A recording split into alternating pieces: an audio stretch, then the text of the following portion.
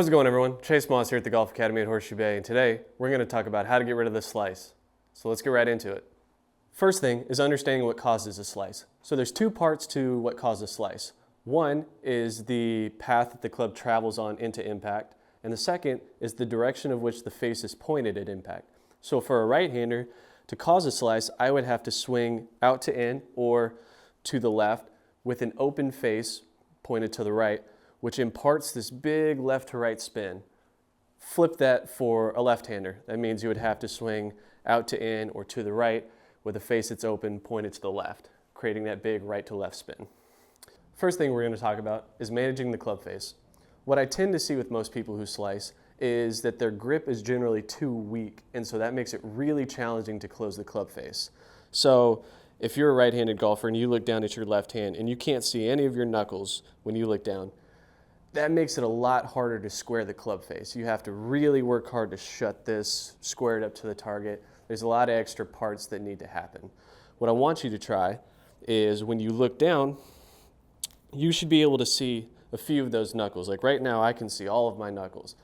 A little bit stronger to me is better than a little bit weaker. You have a little bit more control over the club face. So that means getting that left hand turned more on top of the grip, being able to see more of the back of your left hand. The second part is managing the path at which we enter the golf ball. So if you think about a baseball swing, you're not hitting a baseball going this way, right? You're not pulling the bat out in front of you. You're allowing the bat to kind of drop, stay behind you, and rotate through. Same sort of principle in the golf swing. We're not wanting to pull the club out in front of us. We're letting the club drop behind us so then we can rotate through. All right, let's hit a few shots and see what that looks like. So first, this is kind of what the average slice would look like. A little bit weaker grip, kind of pulling that club out in front of me, not having time or the proper parts to close that club face. All right, so club path moves left, face is pointed right. You can see that ball start right and tail even further right. So now we're going to fix that. We're going to go stronger grip. Now I could see a lot of the back of my left hand. And I'm really going to feel like when I get up here, I let that club head stay behind me longer so then I can rotate through, feel like I kind of swing it out to the right. Let that face close.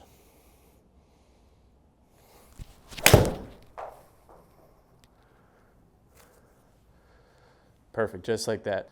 So if you're struggling with slicing, take a look at that grip.